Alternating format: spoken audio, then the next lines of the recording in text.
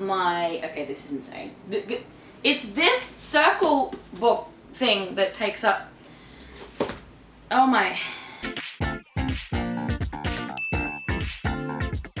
Hi, welcome to Grizzly Grey Scarlet Pen. I am doing a fun TBR video today. I'm trying to mix things up. I have like so many books in my bookcase, 2/3 that I haven't read at least. And I'm trying to find a fun way to get through the books that I have actually bought and paid money for. And so I thought I'd have better luck if I make it fun with my TBR, mix things up a little bit, see what we get. So I have I'm calling it a basic theme TBR, and I'm going with basic themes, and I'm going to pick a book from my bookshelf that has that theme in it. So I have seasons. So I'm trying to get it in the title, but if it's not in the title, then I'll go with like the theme. So like, for example, if in seasons I didn't get something with, you know, summer, autumn, winter, or spring, I might try and pick something that had like, you know, an obvious season in it. Like Christmas is like, it could be an obvious season and what have you.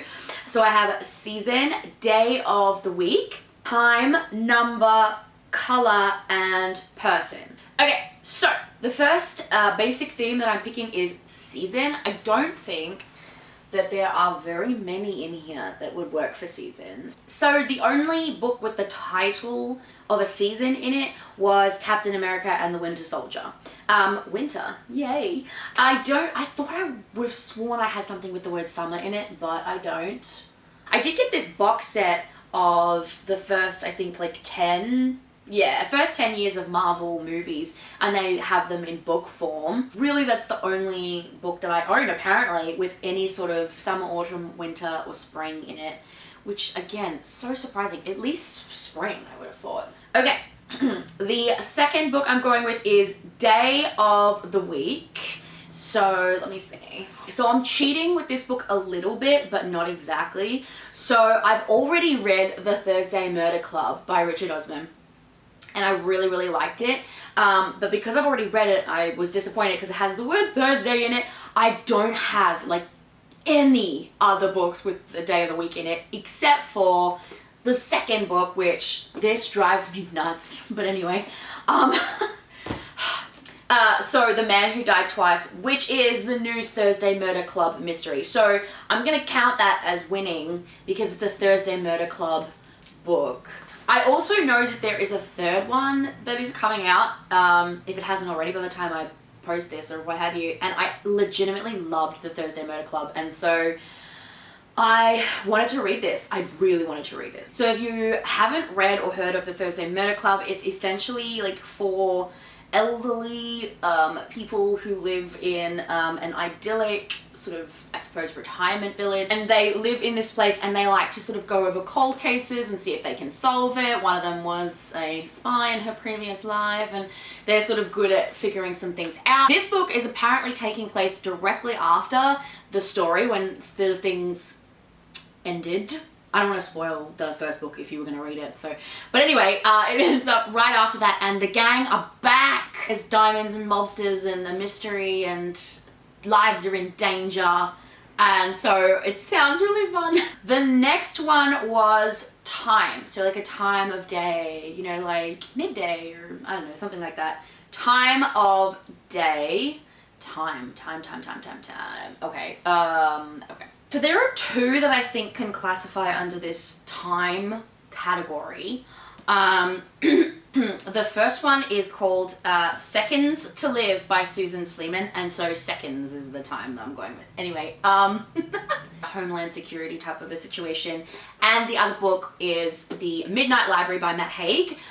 This has honestly been talked about a lot in the past. Not so much anymore. I think that it's sort of had its day a little bit on like BookTube and whatever. But I still haven't read it yet. So that was also midnight is a little bit more of a time, I think, than seconds. And I also want to read this a little bit more than Seconds to Live. So I think I'm going to pick this one, The Midnight Library. I've heard mixed reviews because some people don't like the way that it is set out and sort of ends up feeling a little self-helpy, apparently. But that's fine with me. I honestly don't care. I think that sounds cool. A woman dies and she ends up in a library of all of the things in her life that she could have done, that the story could have been written in a different way, that sort of thing. So it sort of is like a reflect on your life situation. The next one is number. So we've done season, day of the week, time, and this one is number. Okay. So I looked at my number category and actually found quite a few. I'm not going to pull them all out. I wrote them down because I'm like, I'm not pulling all of them out. I will pull out the one that I've decided to pick though. So there is 13 by Steve Kavanagh, Tacos for Two, and that's just up there, by Betsy St. Amant, 3 by Ted Dekker, 9 by Rochelle Dekker, and The 49th Mystic, also by Ted Dekker. Apparently the Dekkers like to have numbers in their titles. The one that I will do is the one I haven't mentioned yet, which is The 13th Tribe by Robert Leparoux. Sorry, Robert. Anyway, The 13th Tribe. And this book, honestly, I think I got this on a whim, but it is one of the coolest concepts that I have heard of. Like, I just, honestly...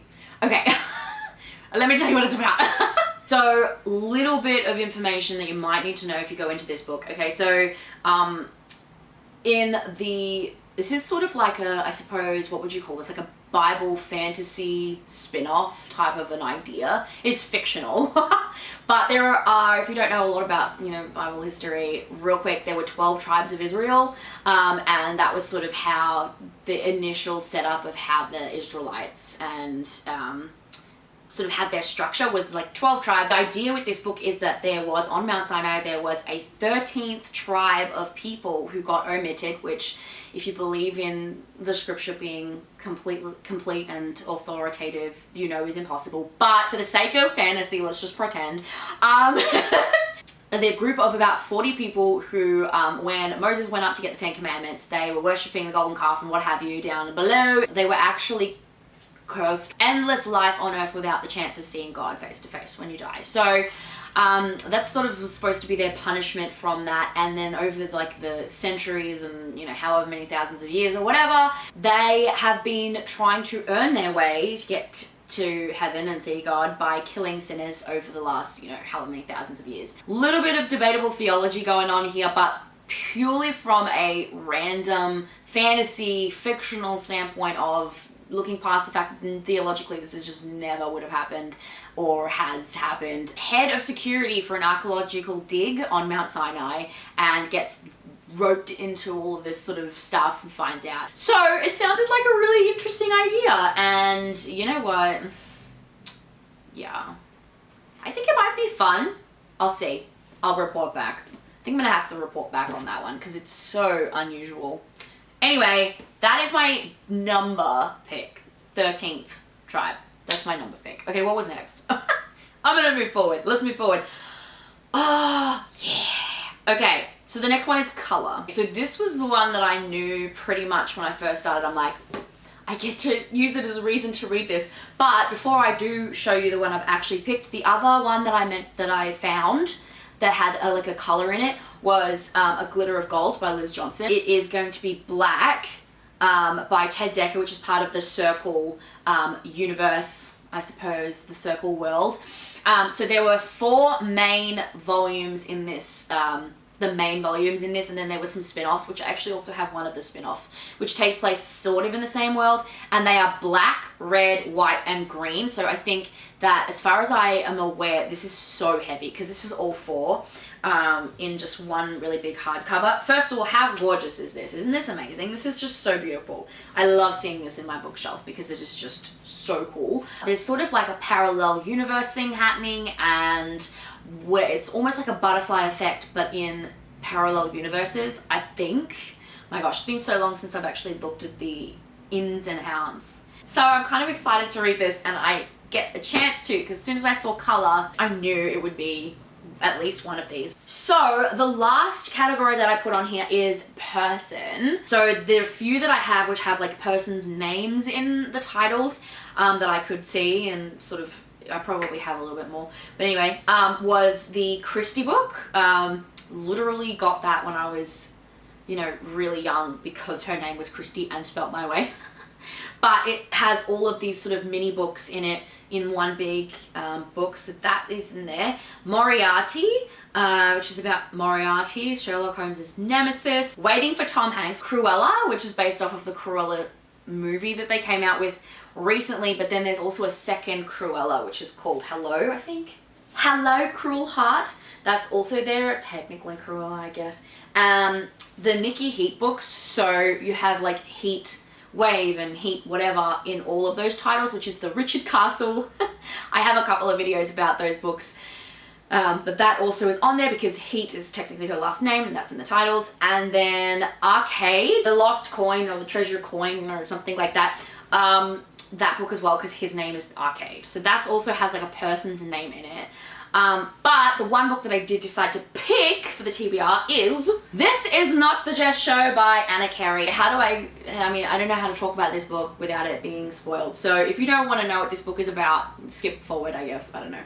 But I'm gonna just talk about this anyway. So, main character Jess, one of her friends, she's just living her life. She's a teenager living her life. And one of her friends drops something which looks really, really weird to her because it's 1998 and it turns out to be a smartphone. And she now has to sort of navigate and question everything that's happening in her life and what the heck is this, what's going on around her. There was a lot of good contenders, but I think this I miss the 90s. Not gonna lie, I miss the 90s. What a fun TBR. I'm sort of like, you know, really excited. I am genuinely surprised that I didn't have as many choices, especially for some of these. I think there was, oh my gosh, dropping everything. I think some of it had more than others. If you have read any of these, let me know what you thought about it. But otherwise, I better get to reading because this is insane and this is crazy. And to try and do this in a month is just, I don't know how I'm gonna manage. Anyway, so I'm gonna go read and I'll see you guys in the adventures. See you in the next video. Bye!